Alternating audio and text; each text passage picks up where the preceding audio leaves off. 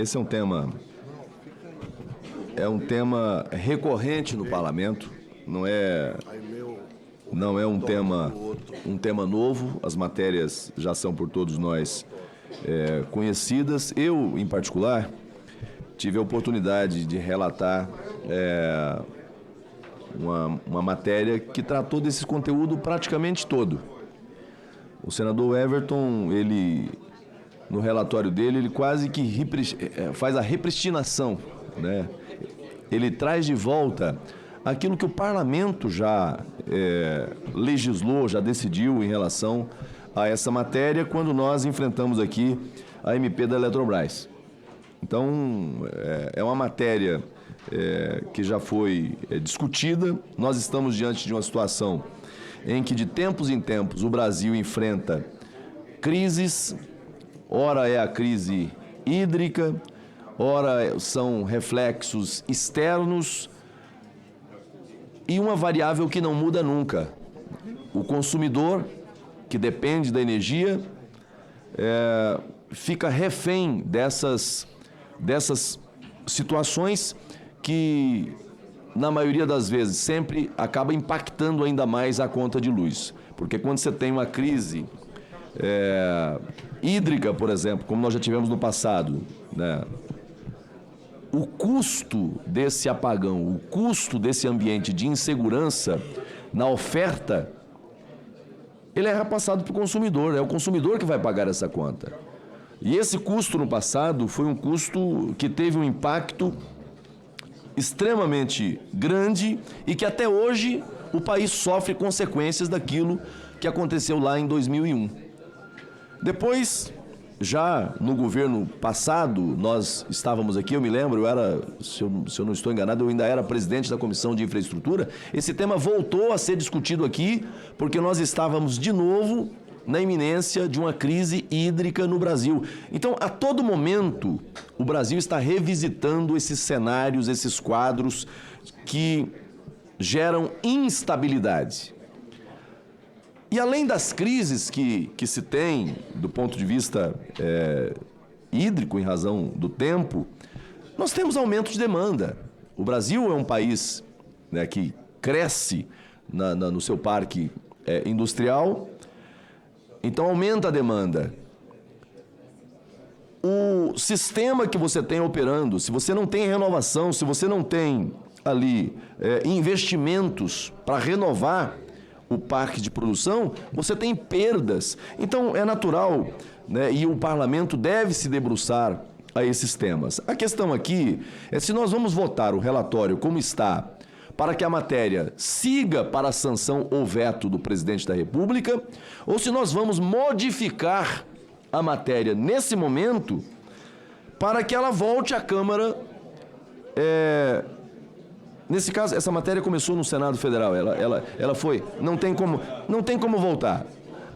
A opção aqui é votar o relatório do senador Everton, e aí cabe ao governo, dentro da análise que vai fazer, exercer o controle que ele pode fazer em cima dessas matérias. Um ponto ou outro, é natural que haja divergências aqui. Agora, o que não dá para aceitar, senhor presidente, é um discurso, e eu fiz essa fala inicialmente na semana passada, quando eu falava aqui das fontes renováveis. O governo prega muito isso, e eu vou repetir o discurso que eu fiz lá atrás. O governo prega muito o discurso da energia renovável, do pacto com o meio ambiente, mas ele faz esse discurso para a comunidade internacional. Mas no Brasil ele pratica o oposto. Ele pratica o inverso. Veja o que uma subsecretaria da Camex está fazendo com o Brasil. Ele pega a taxa de importação das placas solares, que estava em 6%, eleva para 9%. Não satisfeito, ele toma uma nova decisão e eleva para 25% a taxa de importação. O que significa isso? Estimular fonte alternativa, energia limpa? Não, o oposto. Então, é uma hipocrisia sem tamanho. Pregar numa direção e praticar outra Não combina. Então, nós temos um problema? Temos um problema. O Brasil precisa de mais energia, o Brasil precisa de energia limpa. A questão do carvão é uma situação que nós temos que enfrentar agora. A questão é, esse é o momento para fazer isso? Esse é o momento para rediscutir isso?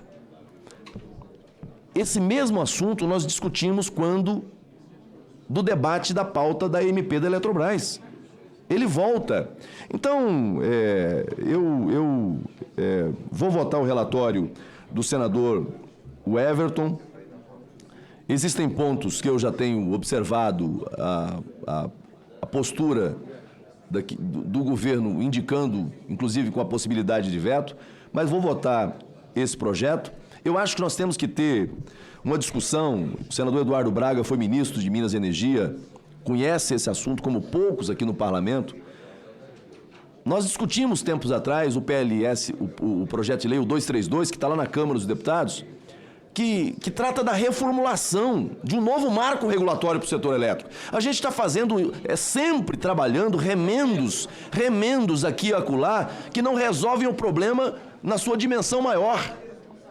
Mas não dá para chegar em cima de um projeto pontual e você querer resolver um problema que é macro, que é um problema estrutural, sistêmico e que precisa de um debate um pouco mais alargado. Nós já avançamos, é verdade, no 232 do Senado Federal. Está parado na Câmara. Não avançou.